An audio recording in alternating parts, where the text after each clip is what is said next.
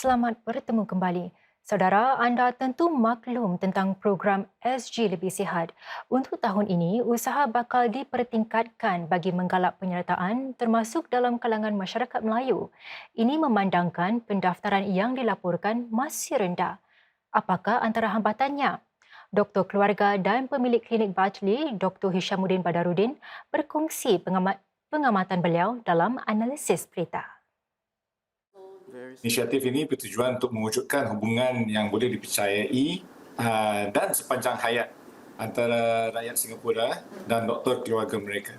Kita akan terus dijaga oleh seseorang doktor yang mengetahui tentang kesihatan kita. Kedua, subsidi yang dipertingkatkan untuk kesihatan pencegahan. Ketiga, pelan kesihatan yang diperdebatkan dengan matlamat, nasihat dan rawatan dan sambungan kepada pelbagai aktiviti gaya hidup sihat. Lebih 90% klinik privat kini bergabung dalam program SG Lebih Sihat termasuk klinik Bartley. Ini memandangkan pelbagai kemudahan yang boleh diraih para penduduk berhampiran jika mereka berdaftar dengan program tersebut. Namun begitu, masih terdapat sebilangan penduduk yang belum mendaftarkan diri. Ini diakui sendiri Dr. Hishamuddin berdasarkan pengalaman merawat para pesakit di kliniknya. Alasan-alasan yang selalu saya dengar adalah satu masa, masa mereka punya masa, mereka belum faham lagi, sibuk, mereka perlu berbincang dengan kaum keluarga, tapi ini sepatutnya tidak menghalangkan kita daripada bercakap dengan para pesakit tentang mengikuti Healthy SG. Saya rasa ini adalah penting kerana ini bukan inisiatif yang sekejap. Ini inisiatif seumur hidup dan akan meningkatkan lagi kualiti hidup mereka. Turut menjadi keprihatinan pendaftaran di kalangan kaum Melayu yang masih rendah. Oktober lalu, Menteri Kesihatan Ong Ye Kung mendedahkan bahawa kadar pendaftaran bagi SG Lebih Sihat di kalangan penduduk Melayu adalah 11% lebih rendah berbanding kadar nasional iaitu 15%. Walaupun ramai yang sedar kesihatan adalah satu amanah yang harus dijaga, terdapat beberapa faktor yang menghambat, kata Dr. Hishamuddin. Pertama, faktor sosioekonomi. Memang kaum Melayu pada majoritinya mempunyai pendapatan rendah, mungkin menghadapi lebih banyak cabaran. Mungkin terdapat kekurangan kesedaran tentang program Healthy SG dan cara mendaftar untuknya.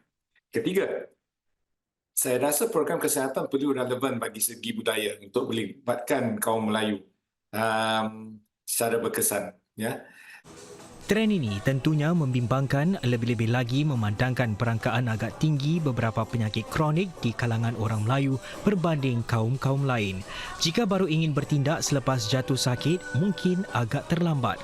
Kata orang, sesal dahulu pendapatan, sesal kemudian tidak berguna. Memang ada tidak sync kena masyarakat Melayu menghadapi penyakit kronik yang lebih tinggi, tapi enrolment untuk Healthy SG tidak begitu tinggi. Jadi pendapat saya adalah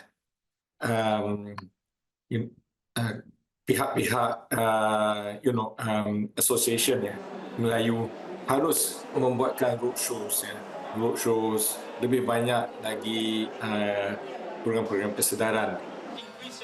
Perlu diakui para pemimpin politik serta badan-badan Melayu sejak sekian lama sudah mengorak pelbagai langkah bagi menggalakkan amalan serta gaya hidup lebih sihat dan aktif.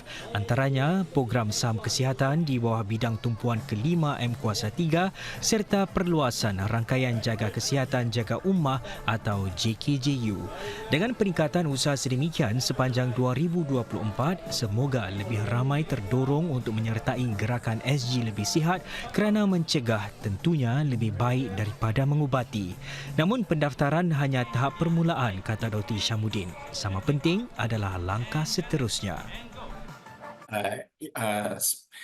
Pertama, pilih klinik Healthy SG anda dari senarai klinik Healthy SG. Ya. Kedua, buat atau tempah perundingan pelan kesihatan pertama anda dengan doktor di klinik itu. Ya, perundingan itu akan disubsidi sepenuhnya. Ya.